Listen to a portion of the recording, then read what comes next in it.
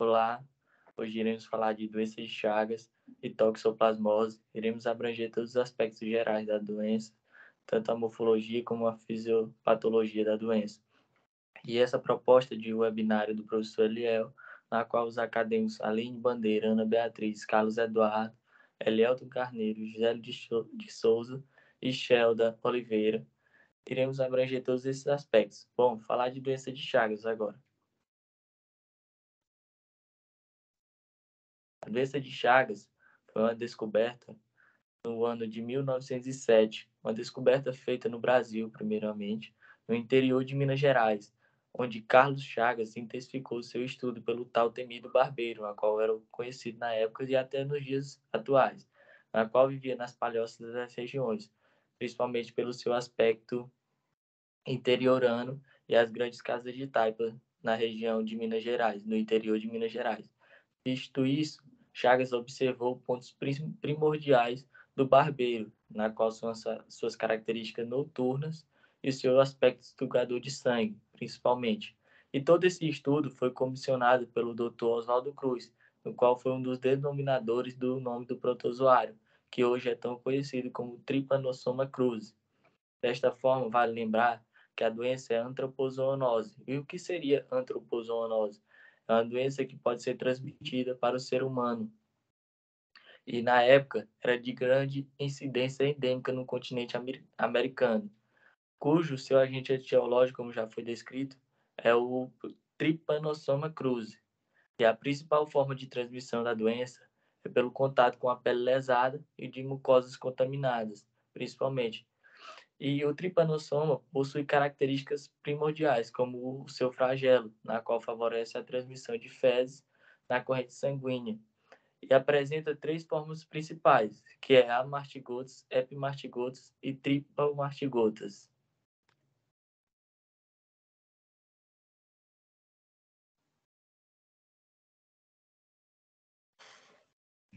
Em relação à fisiopatologia da doença, no caso de doença de Chagas, ela é comumente transmitida quando o barbeiro ele pica uma pessoa ou então um animal que está com a forma parasitária na sua corrente sanguínea, fazendo assim, esse vetor vai fazer o repasse sanguíneo para outra pessoa que não estava infectada naquele momento. Os insetos que estão infectados, eles depositam as fezes contendo essas formas parasitárias, no caso a morfologia de tripomastigotas metacíclicas, elas vão entrar em contato com esse indivíduo através da lesão que foi causada por ele, ou através da conjuntiva ou das mucosas. Já que se falou em um tipo de morfologia, é importante citar que o Trypanosoma cruzi ele tem a presença de três morfologias distintas. No caso, está representado por essas três imagens à esquerda, que inicia-se pelo tipo amastigota, ela não tem a presença de flagelo, ela é no formato esférico e se encontra na fase crônica da doença. Logo abaixo é representado o tipo epimastigota, ela vai apresentar um tamanho variado, além disso, o seu formato é alongado e o núcleo dela vai se encontrar na forma semicentral. E, além disso, nessa forma já tem a presença de flagelo. Esse tipo, essa morfologia, ela é especificamente encontrada no trato digestório do vetor. E já na última imagem é representado as tripomastigotas, elas se apresentam em formato alongado, só que nessa tipo de forma, ela já vai ser fusiforme. Ela vai estar presente comumente na fase crônica, na fase aguda da doença, na circulação sanguínea e trata-se da forma infectante para os vertebrados.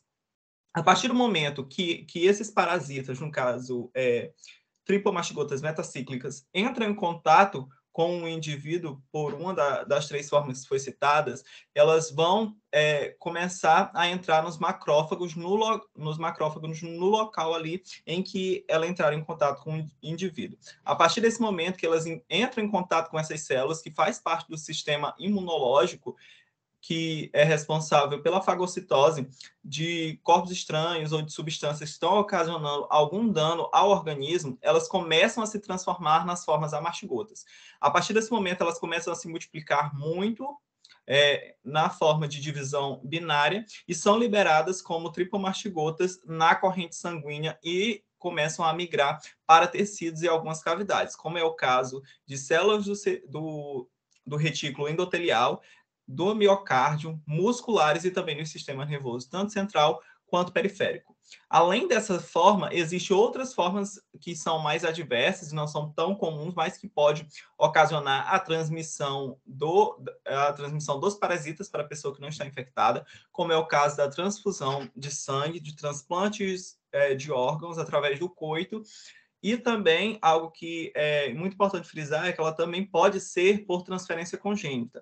A partir do momento que esse feto está em desenvolvimento e que a placenta ela já está ali exercendo as suas funções, os tipos amartigotas elas podem formar ninhos em cima e ao redor dessa placenta, fazendo com que ocorra a transmissão da doença para o feto, se transformando em tripomastigotas na sua circulação sanguínea. Outra forma de transmissão também que é muito importante, principalmente em regiões endêmicas, é a oral. Esse vetor, o barbeiro, ele fica muito em açaí, nos cachos de açaí ainda na fruta. E a partir do momento que as pessoas retiram aquilo da árvore e vai começar a manipular, eles podem, ali naquela manipulação, acabar triturando esse barbeiro e fazendo com que aquele produto ele esteja totalmente infectado e começando a passar essa doença para outros indivíduos por via oral. Para entender melhor como se dá todo esse ciclo, tanto no indivíduo humano quanto no vetor, é importante que se olhe e saiba sobre essa imagem que está à direita. Nessa etapa de número 1, que é o estágio no barbeiro, inicia com o inseto na picada. Além disso, as tripomartigotas elas vão estar presentes nas fezes desses vetores. Na etapa de número 2, essas tripomartigotas elas viram as amartigotas nas células, no caso nos macrófagos, e inicia-se o estágio humano. Já na etapa 3, as amartigotas elas começam a se multiplicar justamente por divisão binária, e nesse momento começa-se o estágio diagnóstico. Nessas duas primeiras etapas, foram presentes o estágio infeccioso. A partir dessa terceira, começa-se o estágio diagnóstico. Já na etapa de número 4, as amartigotas elas viram tripomastigotas, começam a romper as células que estavam ali, que elas estavam depositadas, nos casos que são esses macrófagos, e começam a cair na corrente sanguínea e também são transferidas para algumas cavidades e células. Já em relação ao vetor, bem aí na etapa de número 5, eles são absorvidos pelo mosquito na picada. Na etapa de número 6, as epimastigotas, que são aquelas morfologia específica que está no trato digestório do vetor. E já na etapa de número 7, elas começam a reprodução binária para na oitava começar a se transformar em tripomastigotas. E reinicia-se o ciclo passando sempre do ciclo de ser humano e também no vetor, e começando assim a infectar outras pessoas de acordo com o repasse sanguíneo que esse vetor vai fazer.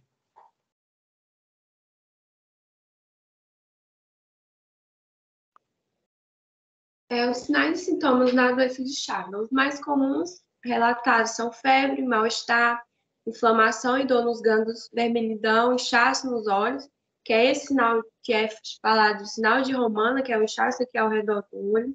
Aumento do fígado e do baço são esses principais sintomas.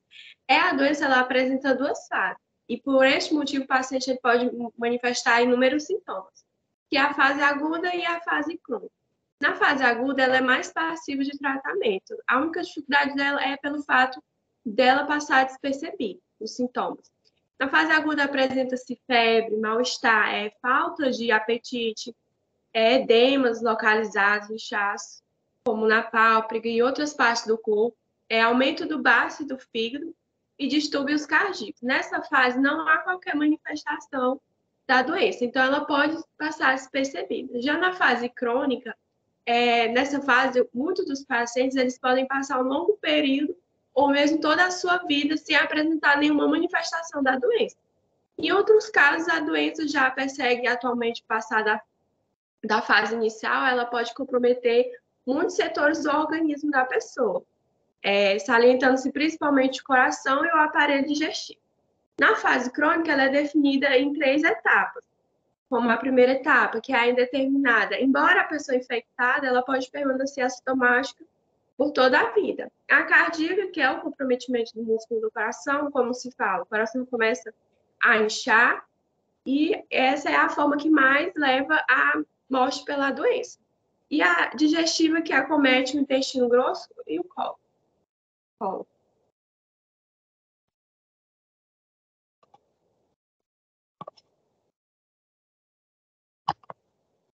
Bom, o diagnóstico da doença de Chagas, ele se dá, em sua grande maioria, por exames de sangue, sendo que o diagnóstico do agente causador, ele poderá ser identificado por meio de métodos laboratoriais de visualização do parasito direto ou indiretamente, e pela presença de anticorpos no soro.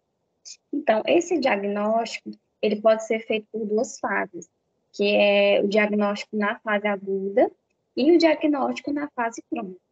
O diagnóstico na fase aguda, ele é laboratorial, ele é baseado na observação do parasito que está presente no sangue do indivíduo infectado, e ele é feito através de testes parasitológicos, como no exame de sangue.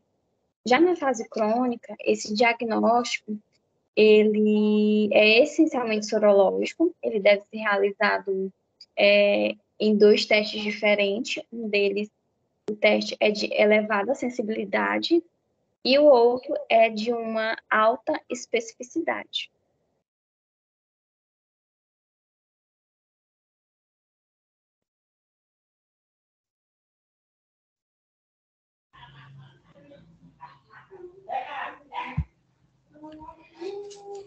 O tratamento, ele deve ser iniciado por um médico após a confirmação da doença.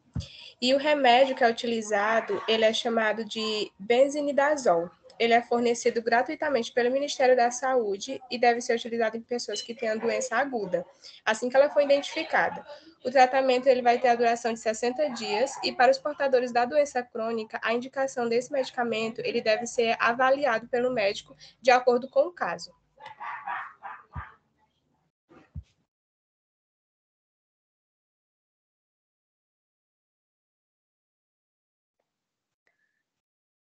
Os cuidados de enfermagem. A assistência da enfermagem contribui para a melhor qualidade de vida do paciente, contribuindo por meio dos cuidados paliativos, educação e orientação quanto ao uso da medicação, além de atuar na prevenção com campanhas e movimentos a eliminar o foco do hospedeiro. Inicialmente, os cuidados são de caráter educativo, passando para o paciente cuidados com a higiene, principalmente oral, educação alimentar, incentivo ao tratamento e apoio psicológico. Na fase crônica, o enfermeiro deve observar a aceitação de alimentos, queixa de dores abdominais, náuseas e vômitos. Verificar sinais, sempre fazendo anotações sobre cada sintoma do paciente.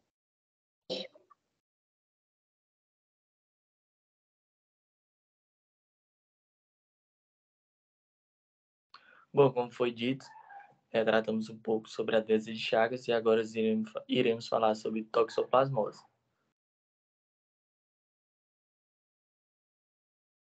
A toxoplasmose é popularmente conhecida como a doença do gato. Por que essa doença do gato? Porque o hospedeiro definitivo da doença é o gato. O ser humano é apenas um hospedeiro intermediário. E a toxoplasmose é considerada uma zoonose pela essa extrema capacidade de infectar tanto os seres humanos como outros animais invertebrados, e incluindo basicamente o ser humano, na qual iremos abordar aqui as principais características do ser humano. E seu agente etiológico é o protozoário Toxoplasma gold. E por que Toxoplasma gold? Tal parasita que foi descoberto em 1908 e dá para observar a característica entre doença de Chagas e toxoplasmose, apenas 1 ano de diferença de uma para outra, ou seja, descobertas secundárias. E essa descoberta foi feita por Nicole no Gonde, que é um roedor do norte da África. E Esse parasita possui uma morfologia aquada, ou seja, uma morfologia de arco, principalmente. Por isso recebeu esse nome toxoplasma, que vem do grego toxo, que significa arco, e plasma significa molde. E sendo que a palavra gold refere-se ao seu roedor, por isso toxoplasma gold. E é um parasita de vida intracelular obrigatório. E essa capacidade de vida intracelular obrigatória é que lhe confere, basicamente, a infecção e na maioria de 70% da população brasileira ou já teve ou tem toxoplasmose de forma assintomática. É basicamente pela essa capacidade de vida intracelular obrigatória. E apresenta variadas formas de infecção, como taxoítos, bradizoítos e oocitos.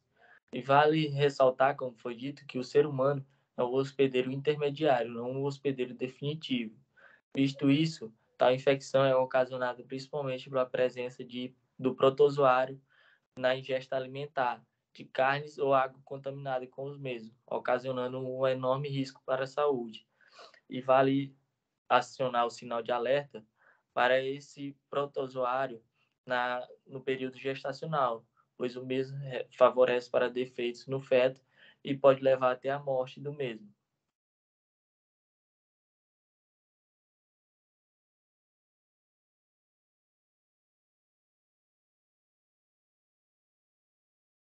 A fisiopatologia da toxoplasmose.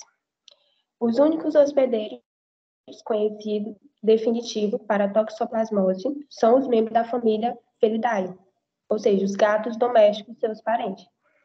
É importante salientar, que o gato não é o causador da doença. O causador da doença é o protozoário Toxoplasma gold. Os oocistos são eliminados nas fezes dos gatos.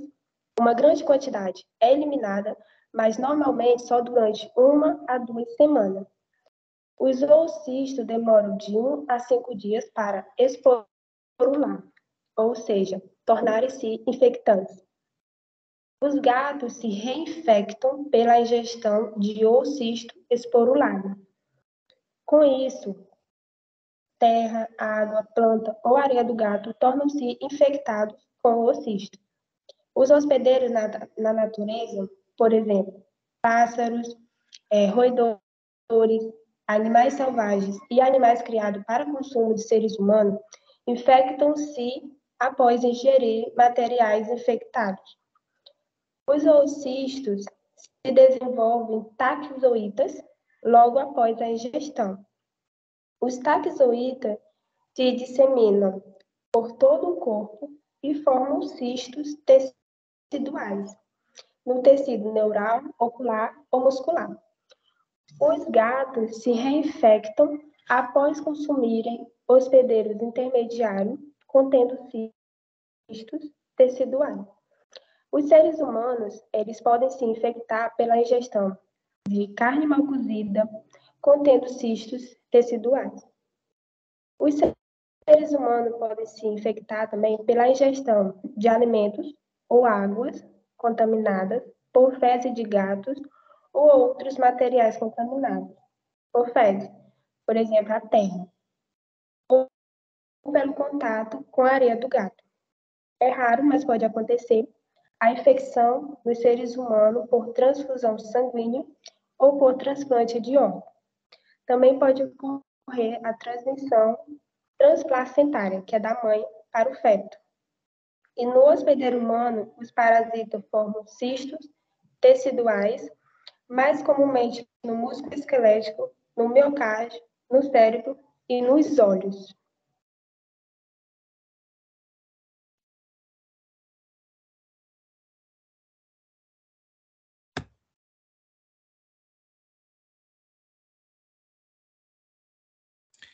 Em relação aos sinais e sintomas da toxoplasmose, eles podem ser diversos, mas os mais comuns de serem encontrados é dor de cabeça e dor na garganta de forma forte, febre, a presença de manchas avermelhadas por todo o corpo, confusão mental, perda da coordenação motora e também casos de convulsão, aumento dos linfonodos problemas de audição e da retina. Eles podem, esse tipo de doença ela pode aparecer de algumas formas, mas é importante ressaltar que em indivíduos que não estejam imunodeprimidos, ele pode até não apresentar os sintomas, ou seja, a doença pode ser de forma assintomática neles, mas existem outros 3 tipos de sinais e sintomas que serão presentes e característicos na toxoplasmose, como é o caso da toxoplasmose no imunodeprimido. Ele vai ter uma presença de sinais e sintomas muito mais fortes do que aquelas pessoas que não estão em estado de imunodepressão. A toxoplasmose ocular, que vai ocasionar dor, diminuição da visão, a visão vai ficar mais turva, ele não vai conseguir se adequar a ambientes, principalmente que estejam muito claros, como é o caso da fotofobia, que essa pessoa não vai conseguir ficar em ambientes que tenham a presença de bastante luz, e também no caso da toxoplasmose neonatal.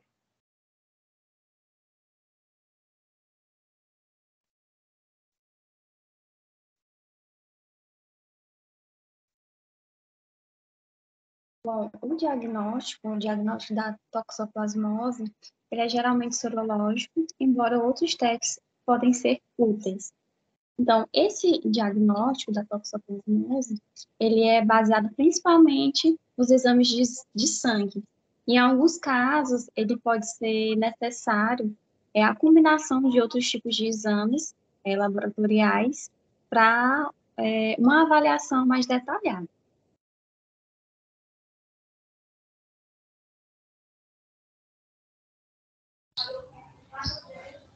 Bom, na toxoplasmose, os medicamentos que são utilizados no tratamento são a sulfadiazina, sulfamethoxazol, plimetamina, aspiramicina e a clindamicina. Na toxoplasmose glandionar, o tratamento ele é empregado quando a doença é muito sintomática, sendo desnecessário nos casos mais leves da doença. Quando optado pelo tratamento, utiliza-se a sulfadiosina associada à plimetamina por 4 a 6 semanas. Na toxoplasmose ocular, o esquema é igual ao da glandionar, só que é associado a 1 mg por quilo de prednisona. Na toxoplasmose congênita, o tratamento ele é feito com doses calculadas por peso durante 1 ano.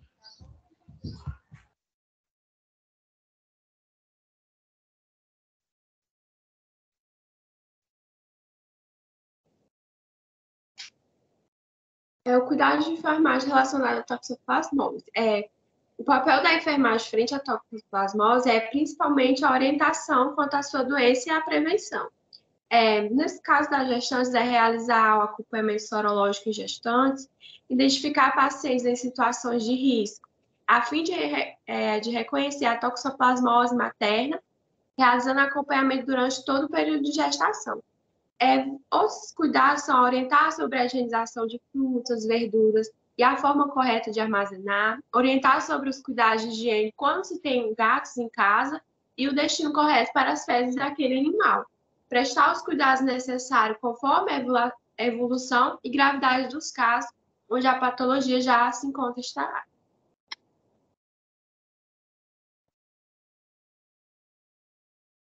Essas foram as nossas referências. E muito obrigado, esperamos ter suprido toda a necessidade das doenças aqui apresentadas.